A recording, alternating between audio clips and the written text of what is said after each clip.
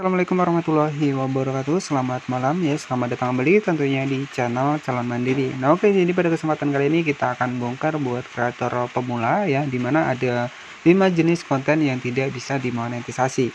Nah oke, jadi pastikan buat teman-teman yang masih baru ataupun masih proses pembuatan untuk menjadi konten kreator untuk di Facebook ya. Nah di sini kita masuk ke bagian dari Facebook terlebih dahulu. Jadi ada bocoran ya dari Facebook itu sendiri di mana ada 5 jenis konten yang tidak bisa dimonetisasi.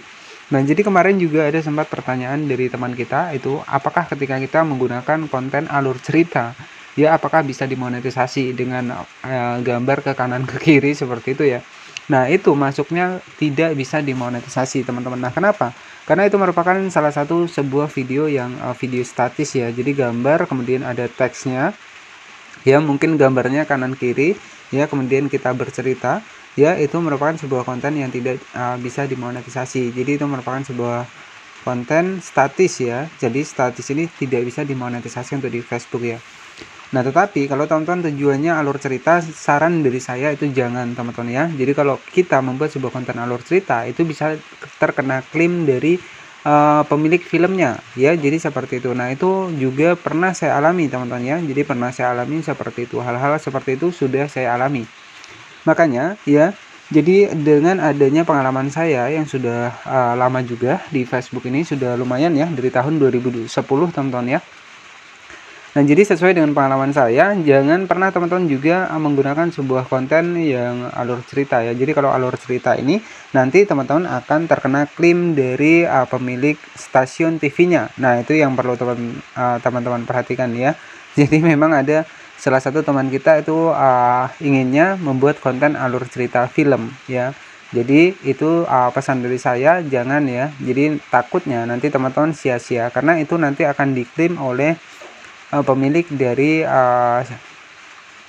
filmnya ya, jadi seperti itu. Nah itu pernah juga saya, jadi sebenarnya saya ketika sudah bilang ya, itu artinya saya sudah praktek ya, jadi saya juga sudah praktek dan itu tidak saya rekomendasikan. Makanya saya dari awal itu bilang kepada teman-teman, jangan pernah sesekali melakukan sebuah reupload ya, karena itu ya akan membuat kita sia-sia. Nah kenapa? Karena kita editing video ya, kita membuat video ya, edit video itu kan kita juga perlu waktu ya, perlu tenaga, perlu pikiran ya. Nah tentunya jangan sampai itu menjadi hal yang sia-sia ya. Nah agar kenapa ya, jadi tujuan saya di sini edukasi kepada teman-teman ya, agar nanti teman-teman menjadi kreator di Facebook ini bisa sampai jangka panjang ya. Jadi intinya adalah video kita ini masih, akun kita ini masih bisa bertahan lama ya. Fokus saja untuk upload video asli, sepi nggak masalah. Nanti semakin banyak video teman-teman, saya yakin salah satunya akan ada bisa yang FYP dan itu bisa mendongkrak untuk video kita yang lain ya. Jadi seperti itu, karena dari Facebook sendiri itu sudah ada menu yang namanya adalah rekomendasi.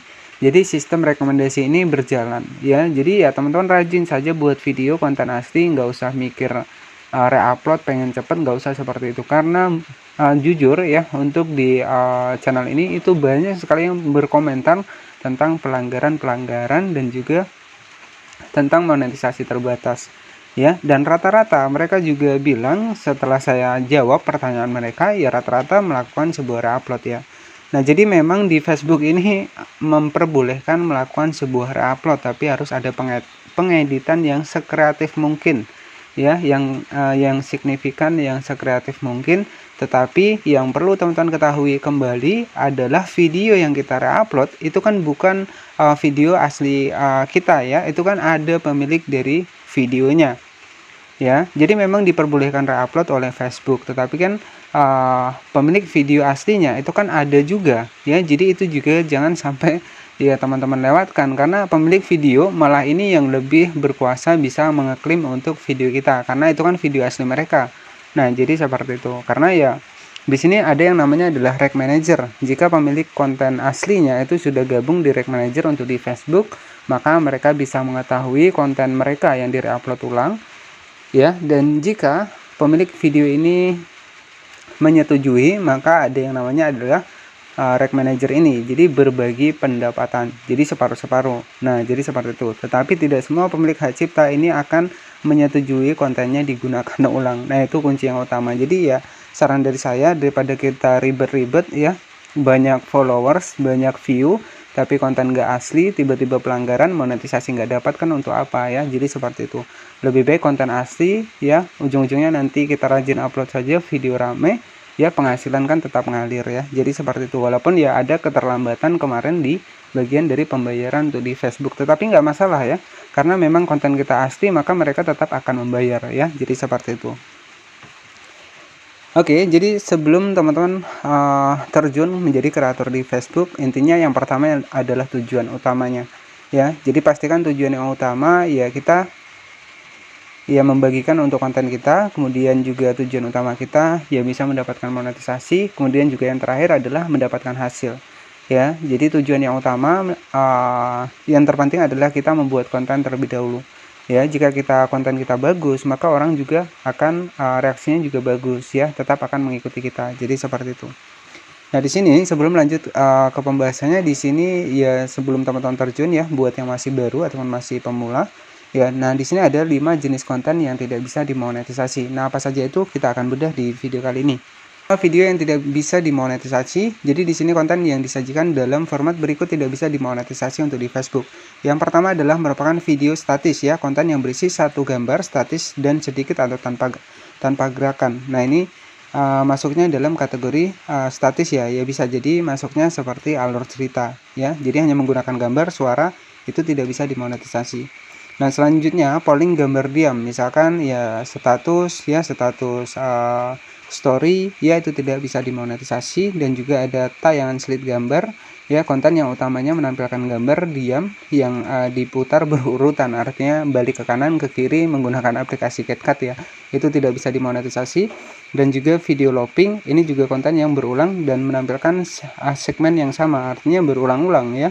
Jadi seperti itu. Di sini tidak bisa dimonetisasi. Dan juga mentak teks ya, di sini konten yang utamanya menampilkan gambar atau bergerak ya, seperti alur film juga ya, dengan lapisan teks ya, ada teks yang menjelaskan. Nah, itu tidak bisa dimonetisasi ya. Kemudian iklan sematan, nah ini konten yang telah menyertakan iklan sebelumnya, jadi konten yang sudah dipromosikan ya, ini tidak bisa mendapatkan penghasilan. Jadi ketika ada iklan yang sudah dipromosikan ya, ini tidak akan mendapatkan penghasilan kecuali promosinya sudah habis ya. Jadi seperti itu. Nah, oke, jadi 5 jenis konten yang tidak bisa dimonetisasi ya, itu ada video statis, polling gambar, tayangan slide gambar, video looping, montak teks, dan juga iklan sematan ya. Nah, jadi seperti itu. Perilaku yang dilarang juga ada juga ya, nanti kita akan bedah di video selanjutnya. Nah, oke ya, jadi seperti itu saja untuk sedikit informasi yang bisa saya bagikan kepada teman-teman semua. Intinya jika ibu-ibu saja bisa menggunakan konten original, kenapa kita tidak ya? Jika ibu-ibu saja, ibu-ibu rumah tangga juga banyak yang berhasil, kenapa kita tidak ya? Intinya ibu rumah tangga pun nggak pernah ada berpikiran yang namanya adalah re-upload ya. Jadi mereka hanya fokus buat upload video saja. Untuk penghasilan mungkin bisa dibilang adalah nomor 2 ya. Jadi intinya nggak bisa dengan cara cepat ataupun cara instan untuk kita bisa berhasil untuk di Facebook ini ya. Semua perlu proses dan juga tentunya konsisten. Jadi konsisten itu yang penting. Nah, oke, seperti itu saja informasi yang bisa saya bagikan. Selamat malam, selamat beristirahat, dan wassalamualaikum warahmatullahi wabarakatuh.